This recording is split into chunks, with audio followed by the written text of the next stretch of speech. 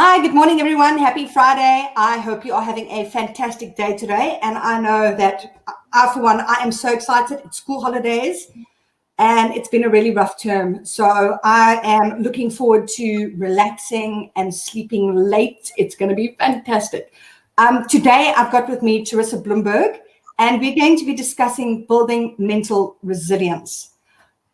Before we get into anything, I just want to remind everybody that you can win a 250 Rand Take-A-Lot voucher.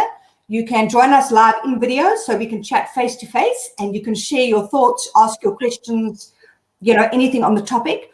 Or if you leave a comment and engage with us either on Facebook or on YouTube, you enter into the competition and I will announce the winner at the end of the video. So first of all, Charissa, thank you so much for joining us. And could you please tell my viewers and myself a little bit more about yourself? Yes, thank you, Lynn. It's a great honor and I'm excited to be here. And hi, everybody. So, Lynn, I'm known as a celebrity psychologist, but let's just clear that up. I didn't give myself that name. At some point, I was assisting celebrities and mentoring them, and that's how it stuck. And then doing more and more shows and TV work, it just stuck. Okay.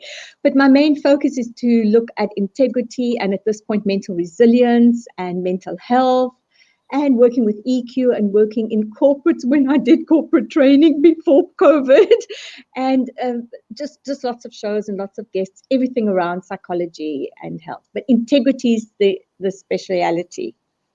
So yeah, that's it in a nutshell. I've had a private practice for many years. I don't anymore. We've moved on from that. So yeah, that's where we're at. Fantastic. And how I met Charissa is I was on Cape Talk Radio and I was being interviewed on the topic on how to keep your kids busy during lockdown.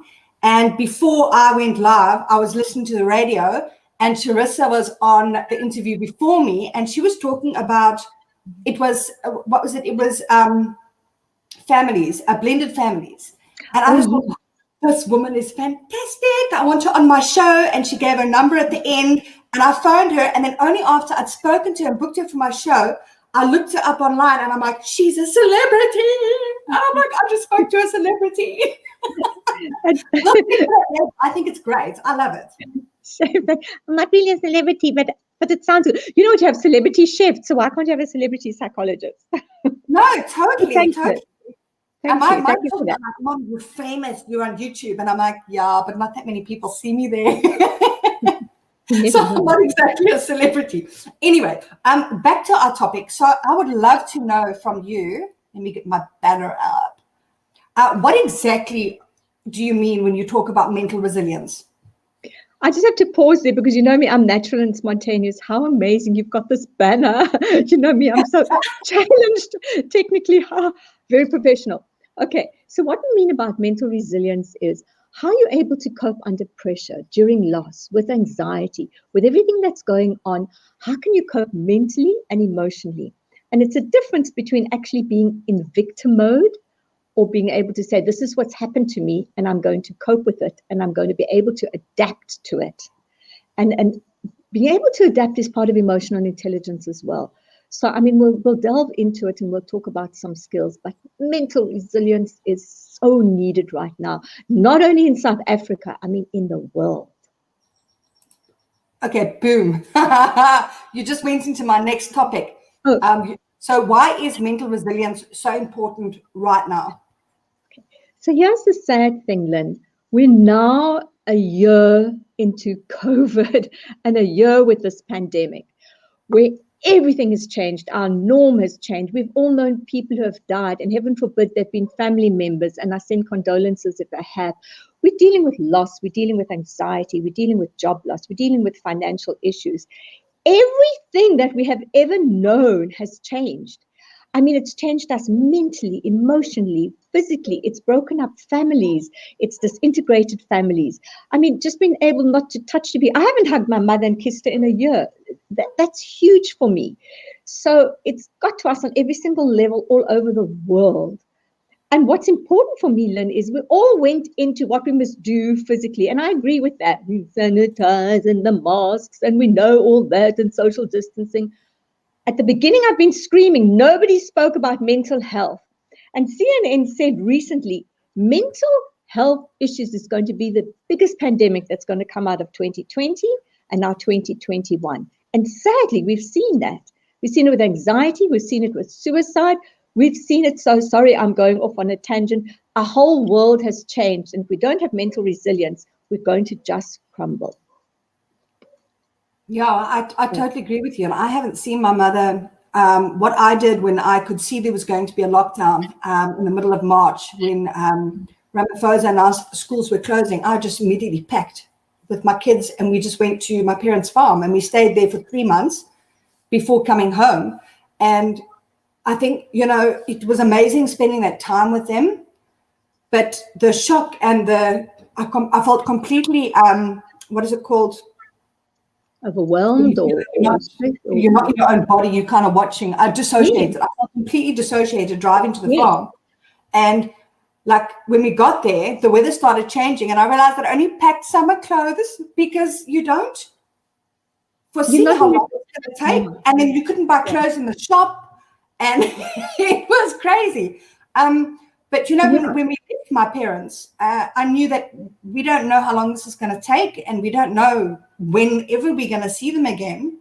I think mental resilience right now. I think everybody in the world was really hit sideways with this, and we've all had to learn how to cope along the way. Yes, absolutely. And talking about that, I've got an 87-year-old mom, and fantastic because she's really healthy and more hyperactive and healthier than me. I got her here for 3 months. But oh my gosh, Lynn, was I tested. Gets up 5 a.m. to do ballet, puts the lights on, lets the cats out, messes everywhere. Boy, was I tested until June, and then I took her home. But our whole lives has changed. And for those of us, we didn't plan financially. So work was cancelled. And I'm sure that's happened to so many other people. And there wasn't enough money in the bank. So there wasn't savings. People are living from month to month. So yeah, hectically. And this neighbor's dog's barking like anything. Forgive me if you can hear. I'll just go scream out the window. We're tested all the time. And Lynn, on a different note, I want to talk about burnout at some point if we can, because I believe a lot of us are in that, because I know I am, and I want to share what that is. Okay, no, we can definitely get to that. I think let's just hop over to our next tips. Tips for actually building mental resilience. So it's all very well talking about it, how to be strong, how to cope, but how do we physically build up this mental resilience? Okay, so I think I'm going to talk about burnout before we talk there, because we're still putting it in context and what we can do. But Lynn, before we share some tips, we have to talk about being mentally fit. And this is part of sharing the tips, but you cannot have mental resilience if I'm not saying mentally sane, I'm talking about mentally fit. And that's completely different. That's knowing that you're balanced in terms of spirituality, emotional wellness, mindfulness, in having enough sleep, doing self-care. All of that needs to be balanced. And right now, why I want to talk about burnout, because we're not. Some of us aren't exercising like we want to. Some of us are eating junk food because we don't cook and we reach for the Coca-Cola and the chips on the go. And some of us are extremely stressed. And a lot of people I've found out when I've been speaking are struggling with insomnia, the thoughts that go on and on and on. And all of this is still impacting on us. So we have to be extremely mindful where we're at before we can practice any kind of mental resilience. So I'm going to talk about burnout, and I will share tips. That's the whole idea. But can I talk about burnout, because that's impacting on our resilience? Yes, I love the topic because, firstly, I'm no stranger to burnout. I've got bipolar disorder, and usually I'm more in a manic phase. So I'm like, I can get this done, and I go. And then the result is that I crash. So I physically, completely burnt out. I basically can't do anything for a period of time until I can build myself up again. And I love what you say about, it's got to be a holistic thing. And I hear a lot of people talking either about physical health or about mental health. And I think everything is so interlinked. It's so, when my mental health is not good, my physical health goes down. And when my physical health is not great, my mental health goes down. So the two very much, they impact each other in a huge way. And I'm glad you spoke about that, because some of the tips I'm going to share is that we know our mind and our body is connected. So every thought that we think is going to impact on our body. But getting back to the crash and burn and going, it's not only a bipolar thing. Let me tell you, it's a type A personality as well, which I am. It's on the phone, it's doing this, it's doing that, it's balancing everything. I can do this, I can take the calls, I can do it, I can answer the emails, I can be on the phone, I can do so. It's go, go, go, go, go, until we can't anymore. But added to that, burnout, and I've also had it before, burnout is adrenal fatigue, is that we keep pushing ourselves, and we push and we push and we push. And it's like a car that's running and there's no fuel, and we keep going. And there's 4 stages. In the early stages, you push and you push and you push and you get tired. Then you start supplementing it. I'll have some sweets, I'll have some caffeine, I'll smoke some more, we'll take some drugs, we'll take some alcohol to help us along the way. In the meantime, the body is getting more and more depleted. So the first stage is what I'm very open to say, I know I'm in there, but thank goodness I can recognize it. That is, there is a short fuse, and everything that you do is irritating. And let me tell you, my best one is when I'm sitting at the stop street and they're on their phone, or and the traffic lights go and they're on their phone and they don't go. Yeah, I just like hoot, blast them, want to push them with the car out the way, and then those taxis come and it's like, so road rage, small little things happen. I love my cats, but I start shouting, what are you doing? We take it out on our people closest to us. Small little things become enormous. That's your first stage. And then there's continuous, maybe headaches, little rashes. And then it gets to the more serious stage. Until you get to heart attacks and strokes, that's when your body just can't anymore. And that's very dangerous. And adrenal fatigue, and there's wonderful supplements you can take, natural supplements, because I'm into that, to actually help the body.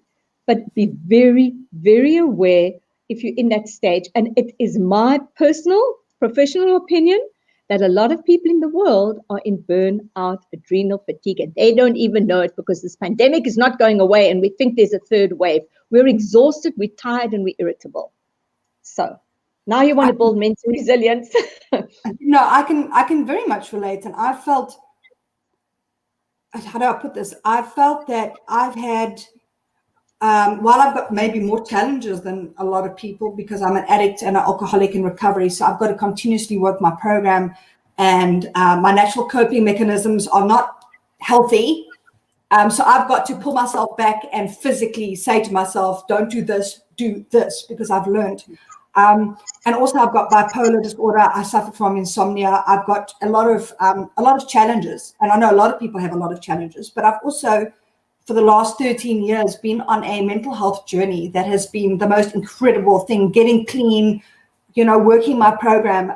So I have, in the last year, I've struggled like I think everybody struggled. But I feel like I've got a lot more tools than some people.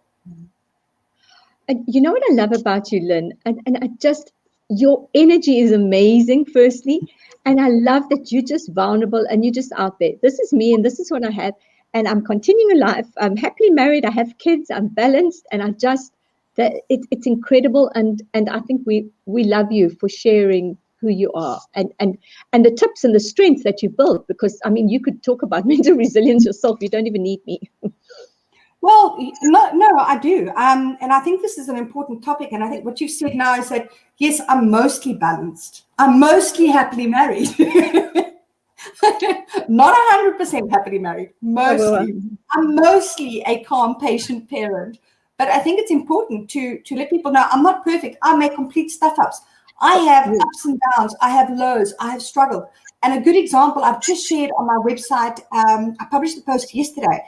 I had the Mirena put in, a hormonal IUD. Oh, yes, and a couple of days later, I woke up and I was lady down. I can't say man down. I was woman down. I could hardly move. I was so depressed. I was so miserable. I thought, if I smile, my face is going to crack and fall apart. And I've had depression before. I had PND after the birth of my first child for 6 months. But the difference there is it came in so slowly that I didn't realize I had it, even though it was so bad. This, I went to bed fine. I woke up and it's like a truck rode over me. And it was quite scary. So, but But I have been taught so many tools, and I didn't panic. I just thought, okay, that's interesting. I have a big, big problem. And I thought, I'm just going to put one foot in front of the other. I'm going to go slow. I'm going to be kind to myself. And I'm going to just see what did I do differently recently. Where does this come from? And I kind of went through what I've been doing recently, and then it hit me, the Mirena, and I researched it, and it's hormonal. Hormonal, absolutely, yes. And it all fell into place, and then I was miserable for about 4 days, and then I slowly started. So I'm not actually body regulated at the moment. I'm actually still recovering from that, but it's a bit better each day. So my message here is that, and I think a lot of people, I've had a lot of moms inbox me and say like, wow, you're so balanced, you do so much, how do you do it? And I'm like, it's not all what you see. There's other stuff that happens as well, and like one thing that stands out for me is when I was writing a post on how to be a patient mother. I'm writing and I've got a deadline and I'm going and I'm typing these tips, and my kids are like, Mom, and I'm like, if there was a camera moment streaming to my YouTube page, these ladies are going to be like, okay, lady, yeah, the irony, was not lost on me. So I think it's important to just know that everybody struggles. Yes, exactly. And I love what you say. The most important, you've given away the best tip, is that you are mindful of it. You are mindful. I'm writing out to be a best parent, and I've just whatever with the kids. And the first thing is we need to be able to be mindful of what our attitude is at the moment. And the one message I'm going to point out, I've said before, our mind and our body is connected. So I want to share this. What you think, you'll start feeling, and then you'll act and behave. So I'm going to hold this up. Can you see the bottom? Think, feel, act. So if I think, well, just for example, my favorite one, I think I'm inadequate. I don't feel so good. You're going to start feeling good. And then you act, I won't go for the promotion. I won't do that because I'm stupid and I'm inadequate.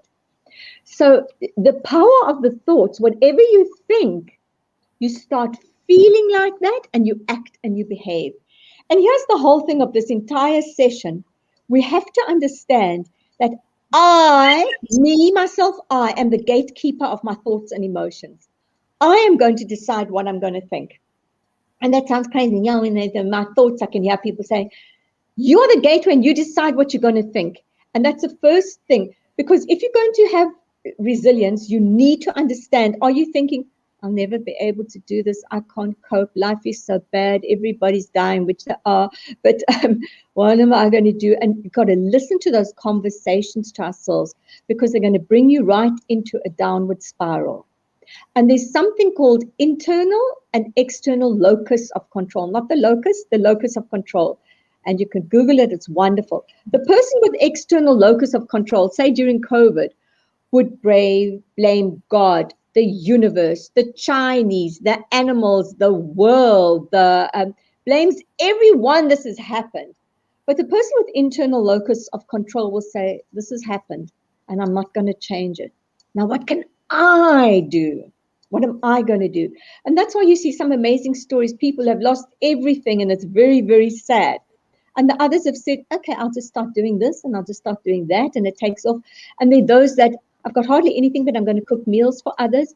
Because the minute that you actually help others, oh my gosh, there's always someone worse off than you. The minute you help somebody else, you feel empowered, you feel good, you feel special. And that's part of building the resilience. The thoughts, the feelings, the actions, somebody else out there. And there's more tips, but shall I pause there? Well, I love everything you've said. And one of the big things that we did in addiction treatment is that addicts have got what we call stinking thinking. There's so much negative thought patterns. There's so much negative self-talk. Addicts hate themselves. They are so hard on themselves. Self-destructive. And, what my mom always says is, where energy goes, where thought goes, energy. That's and so true. I absolutely love that. And something we had to do in rehab was we were given positive self-affirmation to say all the time, and the more that you talk positively to yourself, it may sound like something small, it may sound like, something that's very fluffy. But I found that I do it myself now, and I've got mantras that I say to myself. Yes, And brilliant. like, for example, with the 12-step program, we always say the beginning part of the serenity prayer. Yes. So when things go wrong, automatically, that's what goes into my head. And that is, give me the serenity to accept the things I cannot change, the courage to change the things I can, and the wisdom to know the difference. Yes. And for me, that has been, I've said the serenity prayer more in my head to myself during COVID than I probably have the whole previous entire of my recovery, which is like, that just goes to show how rough things have been for me. I think that's amazing. And I'm so pleased you shared that, because the affirmations are powerful. And the idea behind that, and it's not iffy and spiritual and wow, it's the idea, the more you say it, the more you believe it, the more you own it. And that's the power of it. And your mind starts thinking, I would do it with exams when I did years ago, and I still have to write some exams currently with psychology. And I would go, I'm calm and relaxed, I'm calm and relaxed, I'm calm and relaxed. I'm like, you're right. But the more that you say it, well, let me just drop my shoulders. I'm calm and relaxed, I'm calm. Let me breathe. The more you say it, the more you own it, the more you believe it. And that's what's important. And any thought that we think, here's the power of the mind, and we're going on to self-empowerment, that's for another day. But the more that you say it, where was I going with this thought? The unconscious comes to believe it as being true. So if you keep saying it, you will believe it. No matter what you tell your unconscious, whatever, you will believe it as being true. Do we have some nice questions coming in there, or what? Yeah, I'm just replying to some private chats. What did you say, Lynn? I'm just replying to some private chats here. Oh. I'm just sorry if my keyboard is making little noises. Just a reminder, if you are in this live video section, this is not part of the competition unless you want to actually come live on video. So just head out to Facebook and YouTube. Yeah. Do you want to do some questions? Let's have a look. Yes, I've got more tips, but let's interact. I love that. Okay, we've got a whole stack of ladies saying good morning. We've got Elaine, hi. We've got Raina, Najma, I don't know if I'm pronouncing your name right. Got Naran, happy Friday. I'm so happy. Shireen, Alina, and Mariska. We've got a whole stack more happy. Happy, good morning posts. Mariska, I'm glad you are enjoying this topic. We've got Shireen. COVID drove me crazy. I became paranoid by the whole pandemic. Losing my mother during lockdown from COVID complications made it worse. Sure, Shireen, I'm so sorry for your loss. Yeah, I'm very, very sorry. So, I mean, that's dealing with the whole anxiety, losing a parent, continuing to carry on living, dealing with loss. And I think we should just touch on loss and grief at some point as well. Yeah, that is in our agenda. Yes. Yeah. You've got Andrew. The change we have experienced is affecting us existentially. Understanding grief and the grief other people are experiencing is so important. Wow, Andrew, what I've found is that what I've struggled with is that I have been incredibly fortunate during COVID. I have lost quite a bit of work because, businesses don't really want to advertise during the time that they're not open, and all businesses have lost money, most of them anyway. And my husband is in the food industry, so he's kept working.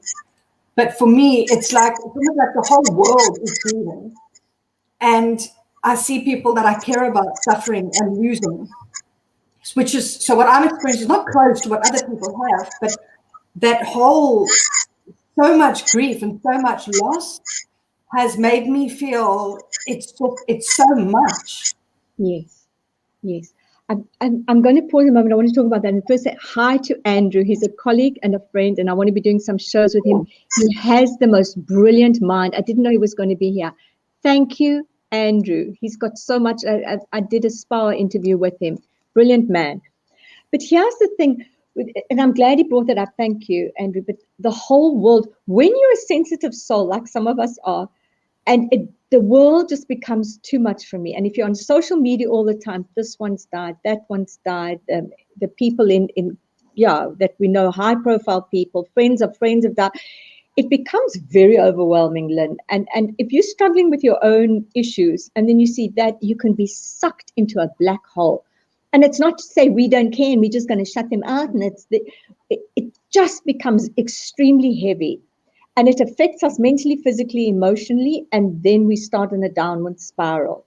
So, we have to be careful of how much of this we can take into our whole souls and into our aura, because it's extremely negative. And condolences to everyone. And it's just, this COVID has just changed all our lives dramatically. And I see it as a war. I see it as a war. Some of us, God forbid, are going to die. Some families going to die. How is the rest of us going to survive and help others? And Lynne and Andrew is amazing, because, I mean, he knows how to connect with others and be able to still help others as well in our time. And connectivity is huge for us. Yeah, I found during COVID that in the beginning I was watching the news almost like a horror story, you know. Yes. Yes. It was like moth to flame. I knew I shouldn't be continuing to watch, but I couldn't stop. And it got to a point where I said to myself, no more news, no more. I mean, I'm on social media, I'm a blogger, but I put my blinkers on and I just went on my Facebook page and did the things I had to do for my work, and then I backed away. I was not on Instagram much or anything, but it's not because, like you say, I don't care. It's because it was too much, and I needed to be able to cope myself. So I chose to kind of pull myself back. Yes, and I think a lot of us should be doing that more, because we're so involved with that. And I'm talking about myself as well. We're so addicted to this phone and what's going on and what's on Facebook. I mean, I can walk out of the room and come back to my phone and say, what have I missed? Who have I missed? And it's extremely unhealthy. I texted someone yesterday and I said, I haven't seen you on social media. She said, I'm taking a fast. I've stopped myself. She's a very well-known photographer of mine. And I'm like, yeah, she's just had to be off for a while. And there's so many people doing that. And I think that we need to make certain time that we're on those phones and to see what's going off. And I've got a new thing now, I'll switch off the phone after 7 and 8. But then it's so addicted at 10 o'clock. What did I miss? It's very unhealthy. It's not healthy for us at all. But Lynn, even more so, we need to start connecting to other people, because the social distancing, and I found the social distancing doesn't mean we need to socially withdraw. So I've got amazing friends and colleagues, Andrew, one of them, would just pick up the phone and phone. I'm like, it's so unusual, my phone's ringing. Because, normally you say, are you available? How are you? When can we talk? And they look at it late and then my moment is gone. But when last have we picked up the phone and just phoned someone and are you okay? It's become a rare thing to do. And it's just, I'm not happy with it. We've stopped reaching out. And in this time, we need to, as part of mental resilience, we need to check in with others and they help check in with ourselves as well. It's a reciprocal process. Yeah, you know what I found really hard, and it's not something I expected at all, is that, I mean, I've got 2 young children. So my life is, I drop them at school, I come home, I work, I pick them up, I go to the shop, I come home, we do homework, I make supper, we go to bed. I'm not like, we don't have brides and people over, we don't visit people much. Every now and then we'll have a play date or a birthday party, but I don't have this wild social life. In fact, most of my socializing now is on a Friday at 9 a.m. with you guys. This is my social life. But what I missed, I didn't think about it, was that now parents are not supposed to get out of their cars when they pick their children up from school. Okay, they're starting to now. But when COVID first hit and the schools were open, I used to arrive at school 10 minutes before my kids came out. I'd go sit on the grass and I'd chat to this mom, chat to that mom. The kids come out, they play a bit, and we chat. My daughter's always like, you always chat to everybody. Well, it was really nice. And now that's gone. I didn't even realize that was a really important part of my day. But it's gone now, and we can't sit and chat like that anymore. Anybody that does go on the grass, everybody's like standing, like this. You're like, how are you? But that kind of closeness and that interacting on a daily basis, that was that's called my social needs. And it's gone. And it's gone. And then you say, I can't hear you because you got the mask on and you're talking to me miles away. this whole thing, I stopped for a moment the other day with everyone masks, walking, just the eyes, and some of them glasses, and some of them, it's like, gosh, just look at us. And, I still haven't got out of the habit. There's a kid or there's someone or the cashier I love going smiling. I'm like, they can't see you, Charissa. So I screw up the eyes and like, I'm smiling. I can never get used to this mask no matter how much I try. So it's so unusual. It's so, disconnecting. Very, very. And sometimes people don't recognize me or I don't recognize them because my sight is not so good as I get older. So someone on the other side of the mall, you see them and you think, I wonder, you're not sure if it's someone you know or not. Yes, exactly. And I go right up to them, and me with my bad eyes, I go up and stare, and they step back. Oh no, it's exactly. It's awful. But Lynn, on a funny note, I've now got to mumbling to myself. I don't have to wear lipstick. I mumble to myself, I wonder if I should go there. And I'm like, Charissa, you're talking to yourself under the mask. And it's like, I can breathe. I can do, this mask disguises things. But we have someone, Lynn, and I feel would want to ask, can we answer the one who you said is overeating related to this? Ooh, that's interesting. Overeating. Yes, and I'm wondering if meaning related to mental resilience. Because that one's kind of there's a lot of comments. So I'm just going down here trying to find it. Well, while you find it, it's stuck on my screen, and for some reason it doesn't scroll down. It says, is overeating related maybe to right at the bottom then. From I can't see at Hotmail. But I'll answer it while you look for it. That's the only thing that said is overeating related. Might be on private chat. Clad at Hotmail. Yeah, you need to come into, this is the private chat where only you and I can see it. So that's not in, but we can talk about the overeating, and that's definitely something that is relevant to me right now because I'm actually doing a health challenge. I'm going to be finishing it up at the end of this week, and I'm going live with Helen Yobert from Helen Yobert Nutrition and Wellness. We're going to tie it up, and it's been. So I'm very well aware of eating disorders and how that comes into play. And I think I never thought I had such an unhealthy relationship with food. Yes, I'm an addict and alcoholic. And when I was using and binging, I didn't eat. And then when I, came off my binge of the drugs and alcohol, then I would eat because my body's like ravenous. And I would do a lot of vomiting. Sorry, TMI guys. But, when you drink, you vomit. And when you use too much drugs, you vomit. So I had my eating was unhealthy, but it was due to the drug use. So since I got clean, my eating has been relatively fine. But now that I've started this health challenge, I can see how unhealthy my relationship is with food and how much I comfort eat. And how when I reward myself, it's usually food, it's chocolate, it's going out to eat, it's even a cup of coffee. But I'm now it's been such an amazing journey for me. It's only been close on 4 weeks now, but it's how I am now rewarding myself rather with a bubble bath or reading a book or going for a walk on the beach. And it's changed my mindset and it's changed how I'm feeling physically and mentally. But I think a lot of people have actually got very unhealthy relationships with food and don't even know it. I mean, if you look at the shops and the rows and rows of biscuits and chips, and I look at that now and I'm like, wow, and as children, like I'm trying to change the way I do things with my children, because when I was rewarded as a child, it's like, you've done so well, have a chocolate, you've done so well, let's go out to dinner to celebrate. Yeah. You've done so well, let's have a bowl of ice cream. And see that I do the same things with my children. I reward them with a chocolate. And I'm trying to change that whole process. So maybe, I'll reward you with a chocolate cake, but let's bake it together, which is slightly different. It's putting the focus on the togetherness and that time rather than on the sugar they're going to eat. So it's been, I've noticed everyone's talking about their lockdown weight. Which the lockdown midriff. So people, not everybody, but so many people are overeating at the moment. Yes, out of frustration, out of boredom, out of emotional, out of comfort. Yeah, I've also got a little midriff here, hanging. It's not nice. It's not healthy, and I think it's just the emotional. It's exactly as you said, the comfort. I feel a little bit down. I want a chocolate. I feel down. Exactly as you said, it's a reward system. And again, it comes back to the whole mental mindset. How exactly as you've said, Lynn, I love that. I'm not going to go grab chocolate. For me, it's chips and Coke. I love it. I love the salt. I love that. And I love the Coca-Cola. Chips, cream cheese, and a glass of Coke.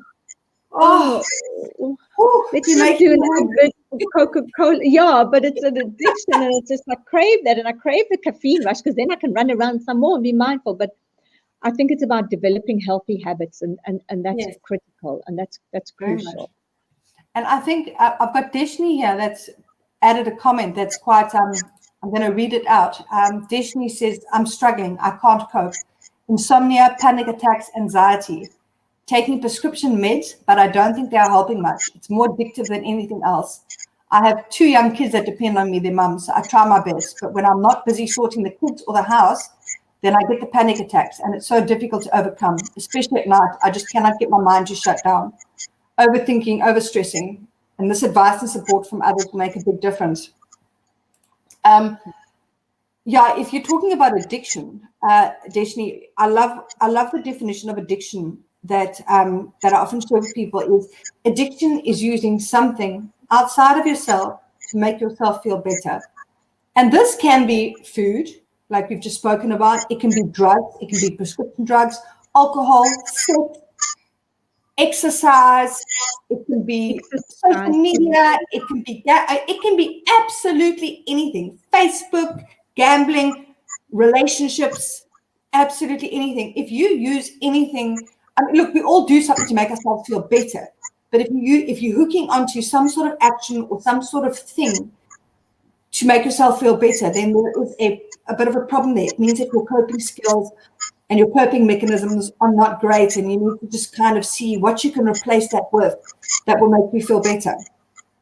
Yes, exactly. Well said. And I'm glad you mentioned exercise. When we were studying, I had a student who also had totally addicted to exercise in the morning and the evening, hours and hours there. In fact, she did a thesis on that. Yeah, so any addiction exactly as a coping. But I think here's something that's so important is and just coming back to something that I'm going to say something else about how important it is to actually reach out and get a coach and get help. So many people, we can't stop the mind at night.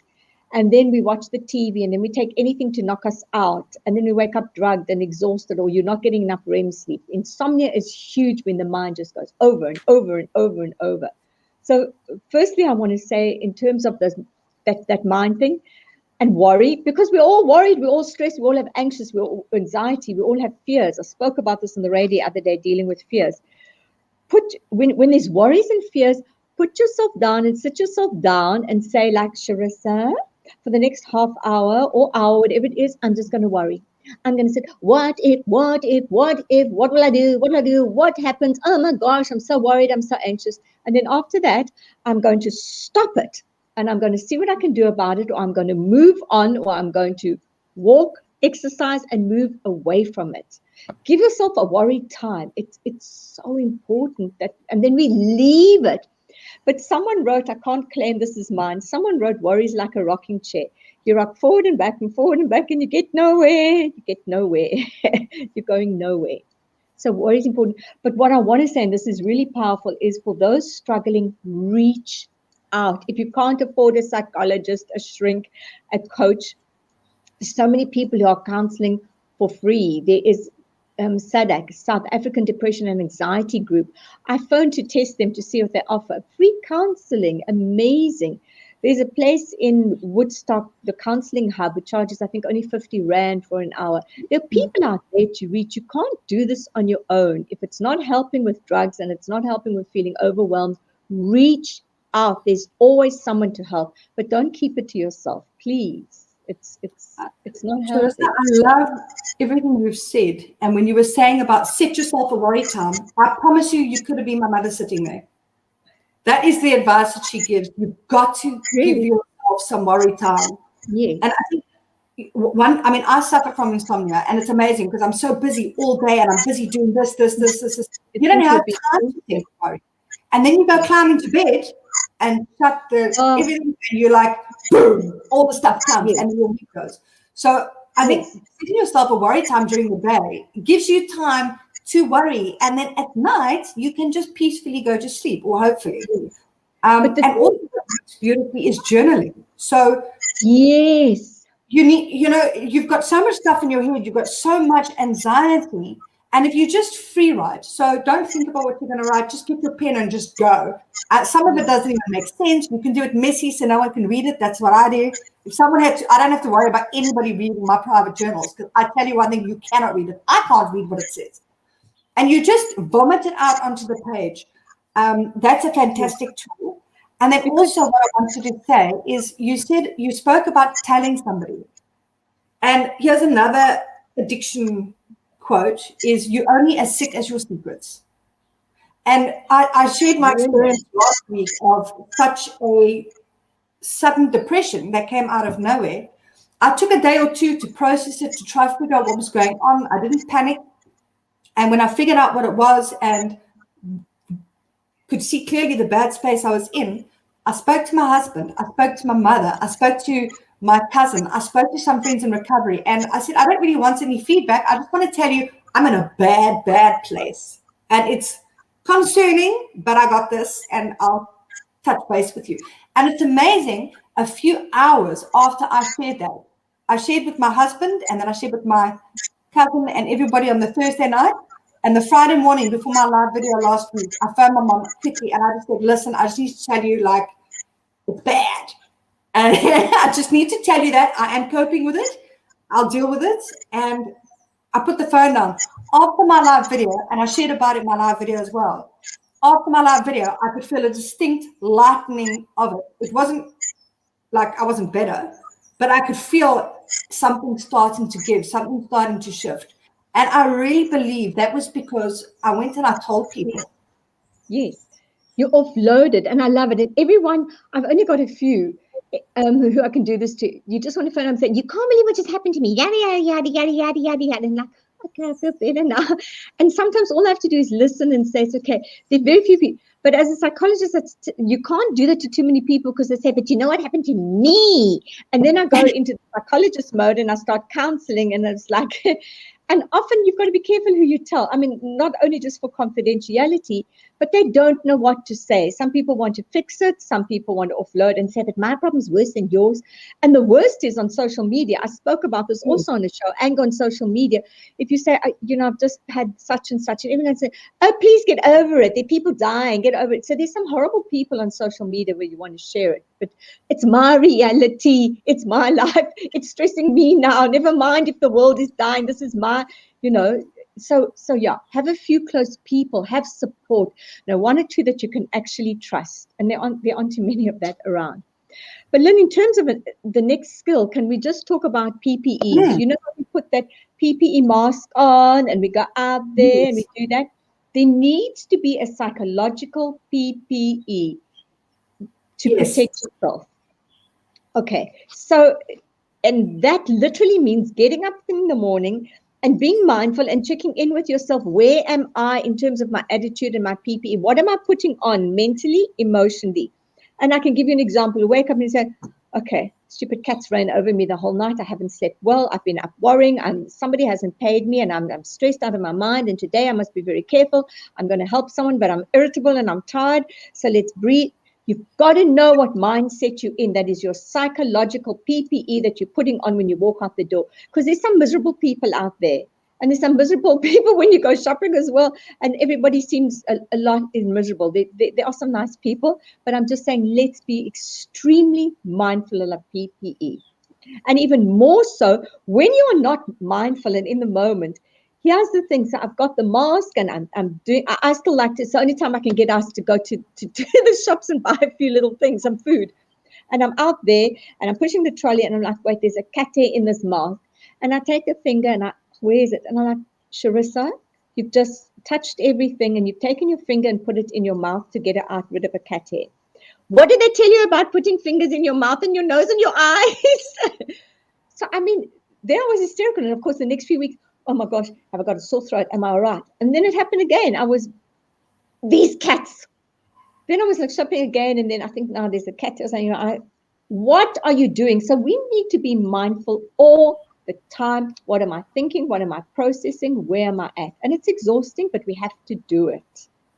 That's our PPE. What is my attitude? How am I feeling? How am I relating? I don't know if I'm waffling on making any sense, but it's critical we know where we're at. I'm speeding a little too fast because I'm angry with the taxi that just nearly killed me. We've got to understand where we're at all the time. Or there's no mental resilience unless we're tuning into the thoughts. End of story.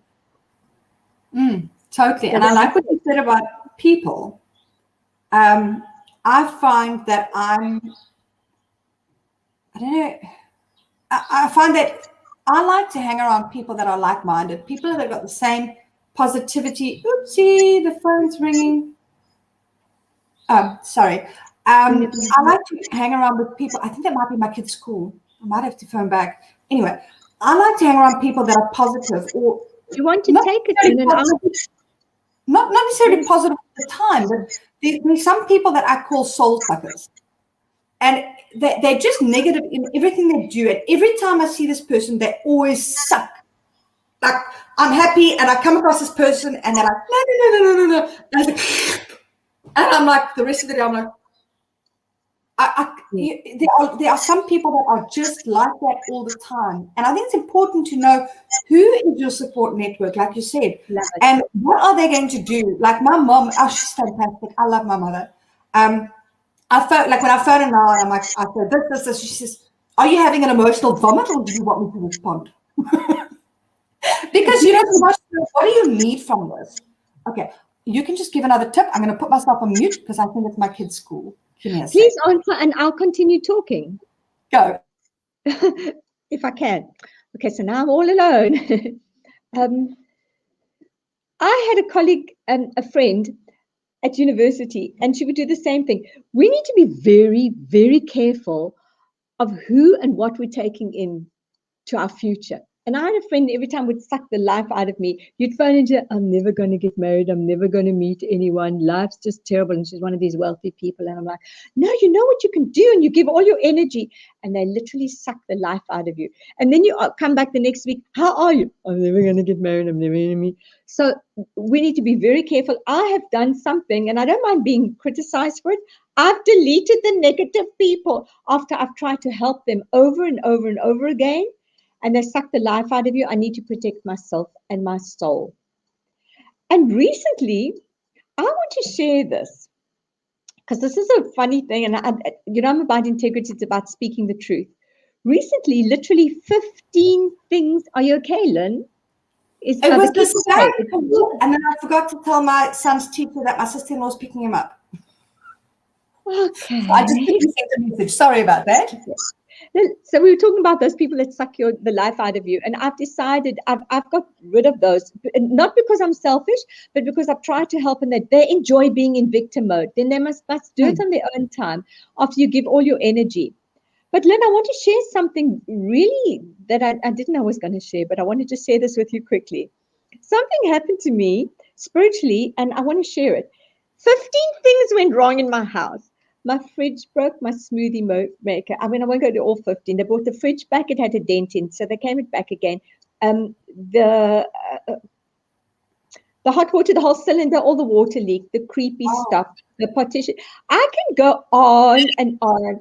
And then I wasn't feeling that. Then migraines happened. Eventually, I was speaking to a friend of mine who's a psychic. I reached out and said, 15 things. Here's the whole list. What's wrong? She said, oh, you need protection. You need psychic protection. I'm like, I'm not a psychic. What's wrong? She said, someone out there is either jealous or sending you negative stuff. And I'm like, this is so incredible. This sent me on a whole journey, Lynn. And she was saying at the end of the day, and I know who the person is, and I had to run in with them yesterday, that if you're thinking negative about someone, it can affect you in such a way. And then I have to start tuning into all the negative things I'm thinking. All those people who abuse animals and the things I'm swearing from and sending them negativity. If our thoughts are so powerful that it can influence someone, this is sending me on a whole spiritual journey. I'm still on there and I can't give you any answers. But it's very freaky when 15 things start collapsing around you in your house. You need to look very carefully what's going on. So I just want to say, let us be very careful. We all Let us show kindness, and let's all be very, very careful of the negativity we're putting out there. Because if there are such a things as aura and affecting that, then that can affect someone's entire world. And this just blows my mind. It's not what they teach us in shrink school, in psychology school. So, yeah, I interesting think negativity is negativity. So, just like you teach, like I teach my children, if you're not going to say something nice, if you're not willing to say something in front of someone's face, you should not say it behind their back. Yeah. And the same way, like if you're thinking negative things all the time, then I'm sure it's going to impact your life. Yes, absolutely. And coming back to this mindful thing, I want to share, I think I'm watching the time here. There was a person, I did my master's in Burns unit, and about children burnt and their mother's reaction was horrific. But we had a wonderful lady doing her PhD, and she said we were invited to talk to a whole lot of doctors about our research, and she was brilliant. She was on a higher level than me, and she said, I'm going to mess up. Oh, Charissa, I'm going to mess up. You can't believe I'm going to mess up. No, you aren't. You're brilliant. I'm speaking to all these people. I said, I'm going to mess up. Did she go there and give a brilliant presentation? She spoke herself into this negativity and she messed up. So let's be very careful what we are thinking. And that's my message for the day. We are the gatekeepers. We are strong enough to choose our own thoughts. Einstein used 10% of his intelligence. What is the rest of us sitting on? And we're sitting on a 2, by the way. Some of us lucky if it's a 4. Some of us on 1. Some of us 0. But seriously, so our minds are powerful, and the bottom of this whole message is choose your thoughts very wisely, because they will suck you down or you will build the resilience to cope with. That's my strong message for that. I've just got a comment here that I want to respond to. We've got Leonora Chevelle, and she's asking what kind of lifestyle changes would help with symptoms of depression. And when I wrote my post yesterday on being depressed and related to having the marina put in, I actually shared some of the things in that post, the things that I do personally, my tools, my toolbox, what I use. And firstly, get outside and get some exercise. I'm not talking about running and CrossFit, or it doesn't have to be anything hard, and it doesn't have to be anything long. It's about going outside into the sun with vitamin D. It makes you happy. That's my personal belief. And just have a walk. And I actually live on the beach. And what I said to myself last week, I said, you don't have to go for a walk. Just walk outside, put your feet in the sand, and walk back. That can be your exercise for today. A little bit of movement. I didn't push myself. So yeah, the first thing is get outside, go for a walk. The other thing is be kind to yourself and try to find that sweet spot between pushing yourself to do something and being kind to yourself and letting yourself rest and be a bit miserable, because you are entitled to that. So do a little bit. I call it having a no zero day. So do something. You don't have to do everything. Just do something. So at the end of the day, you can pat yourself on the back and say, I walked outside the house, I got onto the beach, I put my toes in the sand, and I came back. That's an achievement. It doesn't have to be huge. The other thing is to talk to people, talk to your support group, and kind of like Charissa said, know where you're at and don't beat yourself up about it. And the other thing is, if your life has become so bad that you can't cope and it's just not lifting, don't be afraid to go and get some help. I think in some stages you're feeling miserable and you can battle through on your own, great. But if it comes to a stage where it's seriously affecting your life, it's affecting your parenting, it's affecting your relationship, and you are just like in this bad space and it's not lifting, go get help, go get some meds, go get some antidepressants. There is nothing wrong or weak about getting counseling, getting help. I've been in and out of counseling for 13, 14 years now. Some of it quite intense, a year in like hard rehab. And I can say that I work on myself constantly. If I'm struggling, I phone my counselor, I have a session. There's absolutely nothing wrong with it. It can do the world of good. Have you got more tips to share? I love that. You're brilliant, Lynn. You've covered so much of that. And I think it's okay. I was watching someone, it was Brent Lindecue. Lovely. The good thing about it. I love it. It's okay not to be okay and to have those days. But exactly as you said, to do something, whether it's just get out of bed and brush your teeth, get out of bed and make breakfast. If you're finding that your basic chores of cleanliness, brushing teeth, shower, and you don't feel like it, changing clothes, if it's that point that you can't do that, then exactly as you said, reach out, get help. It's free with SADAG, SADAG. Get out, ask for help.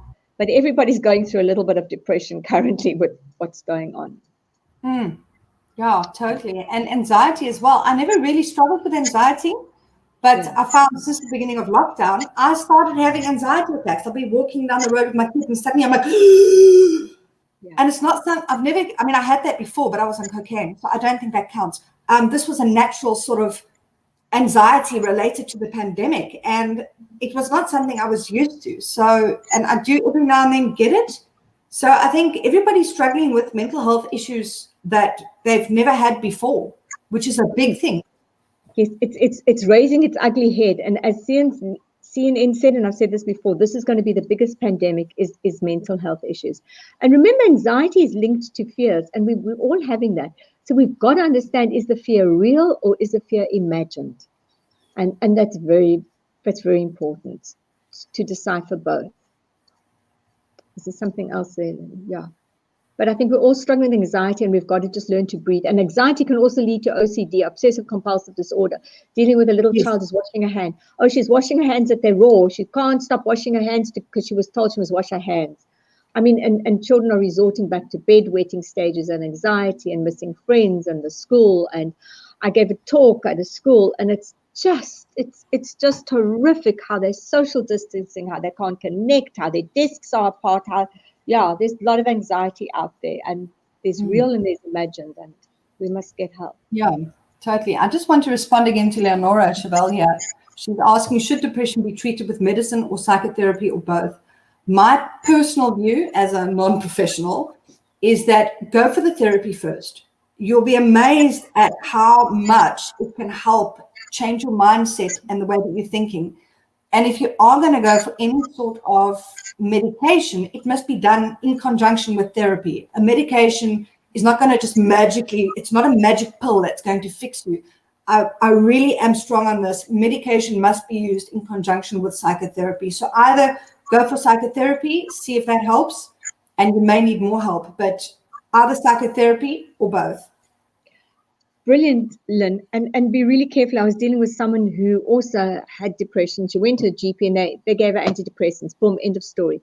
There was no therapy, but it can turn out that it's actually something more organic, or it could be part. Yeah, we've just got to find out, is it an episode that you're going through and related to lifestyle, or is it something more than that? And that's where your psychiatrist comes in, and be careful of medication if you really have to take it, or can you take something more natural. But a GP just giving you antidepressants because you're feeling a little bit down, not on. Yeah, I totally agree with that. I've seen so many people medicated, like quite nice cocktails as well. I really believe that a lot of mental health issues can be resolved or managed without. In fact, I went off my mood stabilizers for a full year, and I was doing okay. I was managing, and then the pandemic hit. Boom. Okay, can't cope. So I'm back on my meds. But I think people underestimate the power of therapy and the power of self-improvement. And there are so many things you can do to improve your mental state. That doesn't involve any pills or anything. It just involves lifestyle changes. Yes, well said. Yeah. Okay. Let's see where we are. Okay. Do we have any more tips for building mental resilience before we go on to tips with coping with loss? No, I think the main thing I want to say is linked to the thoughts. Change your thoughts. I think we've covered a lot of that. Look at your PPE. Be mindful. Help others. No, I think we've got there. Everything's very interlinked, though. It's all interlinked, and it's part of emotional intelligence. Those of us who can manage change and are flexible will far better cope than those that are stuck and still stuck like me in the mask issue. Those of us who said, right, I can deal with it and be able to adapt to the change, or those like, I just can't. So we need to watch our emotional intelligence. I think watching the time, I think loss, if you want to touch on that, I think that was coming. So the next topic is tips for coping with loss during COVID, and not just death and losing people. There's been a lot more loss than that. There's been loss of friendship, loss of social, loss of job, loss of home, loss of income. What tips can you give us on this topic? The main one, and I think, Lynn, that is honestly a topic in itself for an entire session if you want to come back and revisit it. But so I'm just going to give you the main tip for now as we're reaching the end and I'm watching the time. Kubler-Ross spoke about 5 stages of loss or grief, and it's very critical you know what stage you're in. And let me just say from the beginning, there is no time frame for loss. No one can say to you, you need to heal quickly, you need to move on. It can take a lifetime, and no one must rush this grief process. But you do need to know what stage you're in. So I want to first talk about, so it's denial, anger, bargaining, depression, and acceptance. I want to talk about it, but I'm talking about it in a fun one. Yes, this thing's back to, Lynn, I love it, that everything is literally right in front of your face, then you know you've got loss.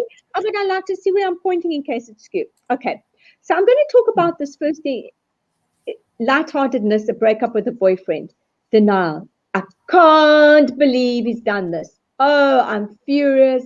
Oh, he'll come back. It's fine. Then the anger. Oh, he's not coming back. I'm furious. Why did he do this? I can't believe it after everything I did for him.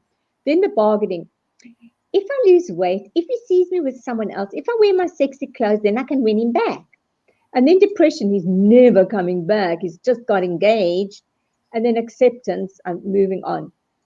Now, this can apply, as I've said, to anything. Let's say someone's had cancer. I can't believe it. There's the denial. I can't believe it. I get it. The doctor must be wrong. I'm going to go somewhere else. Then there's anger. Why is it happening to me? Oh, heavens, God, why me? Then bargaining. If I say my prayers, if I go to another doctor, the bargaining, excuse my voice, the bargaining is if this, then that will happen.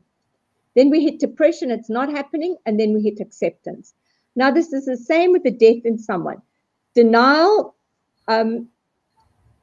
I can't believe this person is gone. Anger, God, universe, why is it you did this?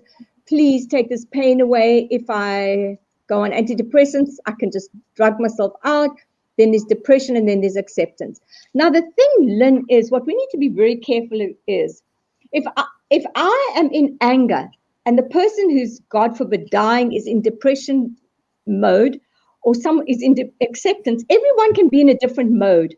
And how we relate is the mode that we're in. And it's critical we know what stage we're in. If I'm in an anger stage and I'm dealing with someone who's in an acceptance stage, there'll be terrible miscommunication. So know what stage you're in terms of loss. And it is okay. It is okay to be in that stage. Understand it, know it, write letters to the loved ones, do rituals, do whatever it's going to take for you to help get out of the grief. But don't rush the process because you can't. I really like that. To say for now, otherwise it's a whole opening up another door for another time. I had a loss in 2018. I had a miscarriage, and I didn't even know I was pregnant. I thought my appendix was bursting or something when I drove myself to the hospital in the middle of the night, and it was a lot of conflicting feelings there. But even 2 years down the line, I was teary about it and thought about it every day. It's kind of easing off. It still hits me every now and then, but I mean, it took years. And I think a lot of people, how do I put it, like society, you got to kind of get over it in a certain period of time. You've got to get back to work. You've only got that family responsibility leave, and people don't want to keep hearing about this loss 2 years down the line because loss makes people uncomfortable.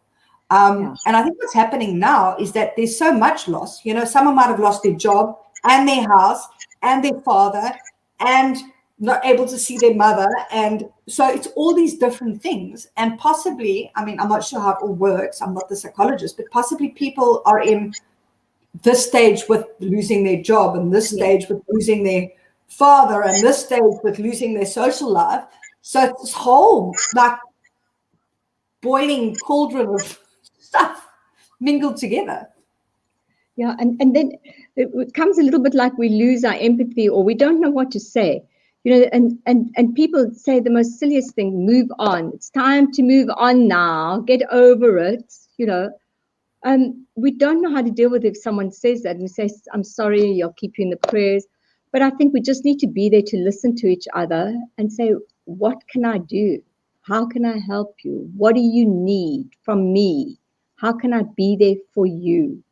And that's huge. And I'm dealing at the moment with animal loss, and that is another thing that we won't even talk about. But when you lose an animal, people say it's just a cat, but sometimes that's even worse for people because I've lost a companion, and so many have. So loss is big right now, and we need to be very sensitive, and we need to be very kind to others, and reach out and give of our time, give of our energy, be there for other people.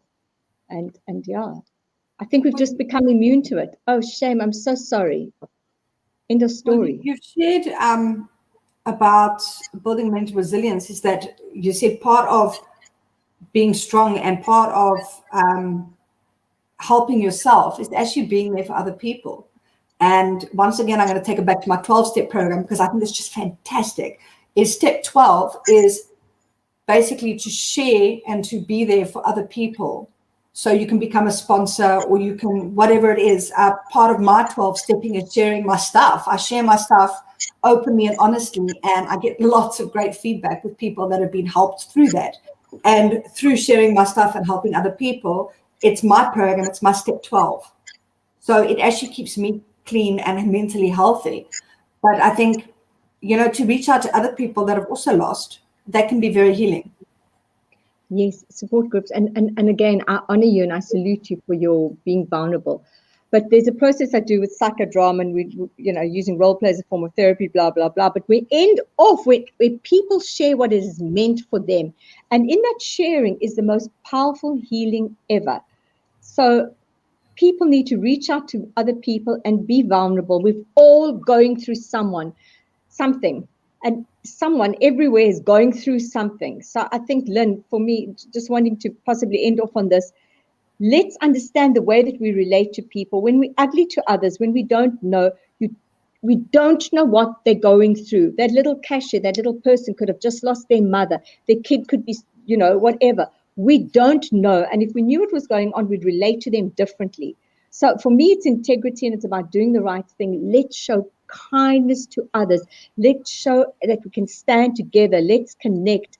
Let's start getting our vulnerability back, our kindness back, our empathy back, and let's start being the humans, because I'm sick and tired of seeing animal abuse, ugly people angry on social media, putting others down. I can't anymore. These humans are driving me mad. Let's turn it around and reach out, please, and just show kindness to other people. Everyone in this entire universe is going through something, has been through, or will still go through. We're all carrying something. So now stop it now. Let's reach out.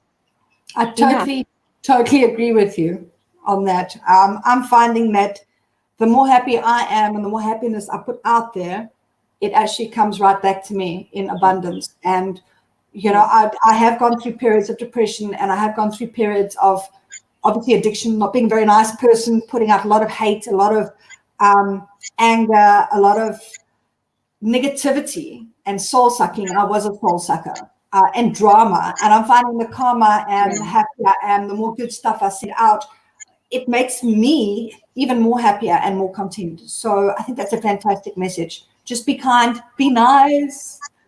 Yes. And if you are, and I'm watching the time, and I think watching the cat, if I want you to say hi. If you are still alive, your life is still, make it meaningful, make it important. Your life is still being made in the process. So if you're alive and you're lucky enough to be here, make it a useful time to everyone. And I want to end of Lynne. I don't know if you had anything more you want to end, but I've got the last topic, which I don't know if you want to shoot that through that quickly, or if you want to hit off. It's how can we as parents help our kids build mental resilience, which I know you're a cat mom, but I'm a children mom, I'm a person mom. So I find that, one of the things that I've struggled with, especially now in this pandemic, is that I've had to keep not only myself on the straight and narrow, but I've got these two little creatures looking at me, needing my strength and needing me to lead the way. And I found that to be quite tricky. I think I've mastered it mostly, but it's been a bit of a tricky road. Yes. So just briefly, because I've got to head off to a meeting, but Lynne, just briefly, watch for dysfunctional thoughts with the children. Really, watch what they're saying. Challenge that. Whatever they're saying, let them start building positivity as well. Exactly as you're saying, which you're probably doing. Let them do things for others. If you're privileged enough, let them help the less fortunate. Let them take the focus off them as well. I think that way you build resilience. But talk to them all the time, no matter how, watch for signs of dysfunctionality, watch for signs of anger and stress, but really let them start building a positive mindset. And I used to love what Maria Shriver said years and years ago. She said her parents every single day said to her, "You're beautiful, you can do anything with your life, you're amazing, you're beautiful, you are strong, you are healthy." Let's start feeding them positive affirmations all the time. You can cope with anything, my child. You can do it. You are strong. You are strong mentally. You are brilliantly. Feed them that over and over and over again. That's what I think I would do. I love that. I absolutely love that. And I've actually got this as one of my tips: build them up. And, we need to give ourselves positive affirmations all the time. Our children are just small little creatures. They don't understand that negative talk is going to crush their souls. They need to know that they need to get that positive affirmations. And if they're not able to give it to themselves yet, we as the parents have got to build that up and, make that a very, very big focus, especially right now during this pandemic. Especially right now. And you know what, Lynne, the first 4 years is crucial when you're building their intelligence. Tell them all the time and tell them constantly their world has crumbled. The way they relate to their friends has crumbled. Everything, the kids are going through a hell of a lot. Tell them they're brilliant, they can cope, they persevere, you will be okay, and I'm there for you, and give them lots of physical hugs and reassurance all the time. The little ones, I don't know, but just keep telling them how brilliant they are all the time. 100%. The other thing that I feel is really important, and this is what I've already mentioned now, is that I have had to look after my own mental health for a long time, but especially now during this pandemic. And it's not just to keep me mentally healthy. It's because the more I work on my mental health, my self-improvement, and I make sure that I am on a steady path, I'm setting an example for my children. And I can be strong for my children. So, I think we've spoken about having to do this, having to do that, and having all these things we have to do. And the pandemic has made it, it's crazy. All the schoolwork. I never signed on to be a homeschool mom and work and have my children. I nearly lost my... Anyway, it's important to take time for yourself and to nurture yourself. That's exactly what I wanted. Exactly. How are you supposed to look after your children when you're this bedraggled, haggard, exhausted, burnt out, frazzled mother? You cannot do it. So you may think you need to do this for your children, do that, be this, be that. I say no. Go have that midday bubble bath and leave them to have a bit of screen time and just relax so that you can then come out of that refreshed. Your soul has been fed and you can do a bit of schoolwork with them. You can play with them. Look after yourself. What my mother, I always bring my mother into it. I hope you're watching, Mom. She always says, put yourself first. Don't put your children first. Put yourself first, because if you put yourself first, you are able to look after your children and be there for them. If you put them first, you're gonna kill yourself. I love your mother. She should be a psychologist. I should get. I love her. I'd love to meet her. I'm rushing now because I've got to go. But Lynne, your mother's so right. If the lid is half full, it's exactly what I want to say, self-care. If the lid is half full, you can't give to others. The lid of yourself needs to be full. It's like that analogy in the plane. Oh my gosh, when last have I traveled? That analogy when it comes down and they say cover your own mask and then help the children and the elderly. And that's exactly what it is. But Lynne, last thought on the children. They need playtime as well, and they need self-care as well. They need fun to be therapeutic, to draw. I spoke yesterday about pet therapy on the radio. Let's stroke the cat. Let's play with the dogs. Let's have me time for the kids as well. It's absolutely critical. And to say for everyone, for the rest of this, I have to read this. I must go into this world, be very careful who you're taking with you, but feel bold, feel courageous, feel supportful, feel grateful, feel fearless, be safe, and be phenomenal, because you can do that all. Awesome. That's a beautiful message. Cool. I do have a few more tips that I can add on children and mental resilience, but Charissa has to leave. So I'm going to quickly announce the winner. But what about your tips? Do you want to share? Well, I can do it really quickly.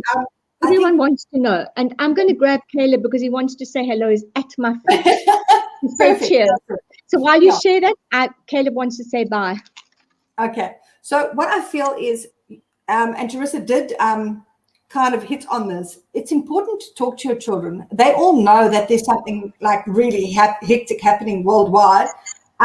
Talk to them openly, talk to them honestly, address their feelings and address their worries. And I found this was very helpful with my children. And related to that is to be honest with them. Well, age appropriately honest with your children and answer their questions, because they're going to pick up on your fears. They're going to pick up on your anxiety and your worry. They're going to see you struggling. And you know, what you need to teach them is it's okay to struggle every now and then. It's okay to be worried. It's okay to be anxious. What really counts is, what do you do with that? How do you cope with it? How do you move through it so that you're on the other side? And I felt that, you know, a very big part of my mental health journey, and something that's actually helped me a lot, is that I've had to grow up. I've had to grow up and I've had to be an adult for my children to show them how to act appropriately and how to cope with things. And this pandemic has taught me, it's taught me so much about myself and about being a mom. And I think, you know, look at it as a learning experience and something that you can actually, I mean, it's awful, but I think it's good to look for the silver lining in everything. And I think no matter how bad something is, there's always a gift you can find. And for me, I think this pandemic has actually changed me and made me a better parent through the things that I've learned. So, you know, tackle it head on and learn and grow with your children. Yeah. Very, very well said. Yeah. We have to go, and other therapy is hug a cat. Oh, yes, yes. Hug an animal, walk a dog. He loves being in an action. So, Lynne, thank you. This was absolutely phenomenal. I think what you're sharing is amazing. I think what you're doing is credible, sharing tips.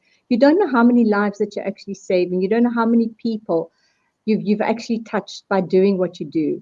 So I just want to say to you, please keep on.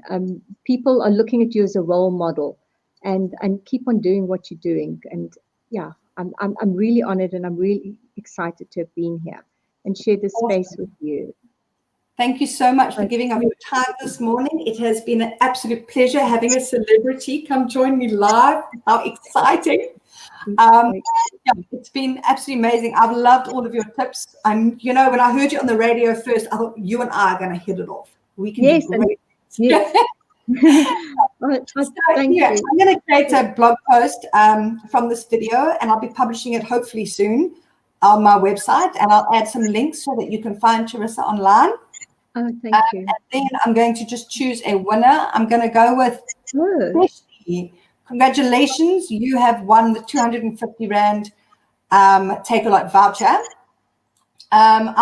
You can either inbox me on my page, or you can just get me over there, lynne@kaboutjie.com. If you're not watching still, I'll come and find you. Don't panic. I'll get you. And everybody have a fantastic weekend. Charissa, once again, thank you so much. It's been awesome. Thank you so much. I hope we'll continue having conversations off the screen or wherever. I think you're phenomenal. Thank you so much. Thank you, everyone. And I'm sure I'm going to ask you to come back. I'd love that. I love your energy. This is one of the easiest conversations that just flowed. Thank you, everyone, and best wishes. And keep up your good work, Lynne. Thank you. Thank you. Bye, everyone. Happy Friday. Bye.